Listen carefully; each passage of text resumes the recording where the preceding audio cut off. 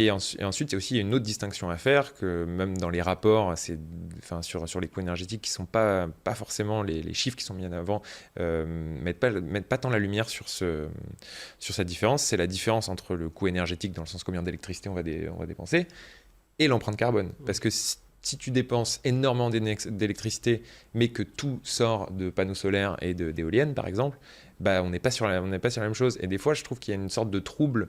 Les deux données l'empreinte carbone et le coût énergétique sont balancés au même niveau, alors que c'est pas du tout la même chose. C'est quelque chose qui dépense énormément d'énergie, mais où toute l'énergie est verte, entre guillemets, pose beaucoup moins de problèmes C'est qu'un data center avec des panneaux solaires, c'est pas la même chose qu'un data center avec une centrale à charbon qui produit. Mais c'est pas d'ailleurs là-dessus sur l'aspect énergétique, parce que c'est plutôt ça pour moi l'enjeu, plus que l'aspect en eau.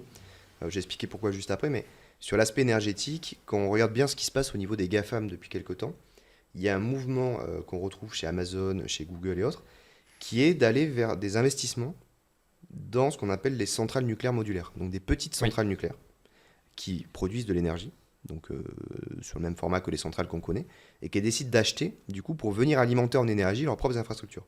Donc il y a un vrai sujet aujourd'hui d'énergie. C'est-à-dire que si des acteurs privés se disent il faut absolument que j'arrive à une forme d'indépendance énergétique par rapport au système, c'est qu'il commence à y avoir des vraies tensions à ce niveau-là. Et j'entendais parler, alors je sais, il faudrait avoir un peu plus de recul dessus, mais tu pourrais très bien imaginer avoir dans les prochaines années des périodes de consommation où tu peux aller sur l'IA ou sur des produits digitaux à certaines heures et pas à d'autres pour justement venir fluidifier le réseau électrique.